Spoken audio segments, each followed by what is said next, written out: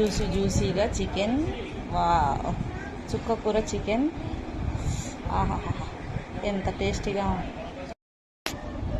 Hi friends, ఇది చుక్క కూరతో నేను గ్రీన్ చికెన్ చేస్తున్నాను. ఇలా మిక్సీ చేసుకున్నాను, పచ్చిమిర్చి మిక్సీ చేసుకున్నాను. ఇప్పుడు మనము కర్రీలో వేయటానికి ఇప్పుడు ఆనియన్,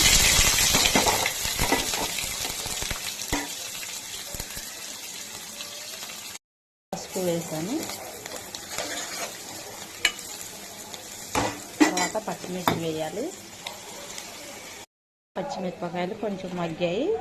తర్వాత చుక్కకూర మిక్సీ చేసుకున్న చుక్కకూర వేసాను. ఇప్పుడు పెరుగు తీసుకున్నాను. ఇవి మసాలాలన్నీ మనం బాగా పచ్చివాసన పోయి ఆయిల్ తేలింది చూసారా, అప్పుడు మనం బాగా కడిగి పెట్టుకున్న చికెన్ వేస్తున్నాను. నేను ఉడికింది చికెన్ మంచిగా మెత్తగా. ఇప్పుడు నేను ఇక్కడ కలిపి పెట్టుకున్న పెరుగు మసాలాలు ఉన్నాయి కదా, ఇవి వేసేస్తున్నాను. మంచిగా ఉడికిపోయింది మొత్తం పెరుగు అని. తర్వాత కొత్తిమీర వేసేసి దించుకోవటం అంతే. మీరు దీంట్లో కూర చికెన్తో నేను దోశ తిందామని డిసైడ్ అయ్యాను. నెయ్యి వేసుకొని దోశ వేసుకుంటున్నాను.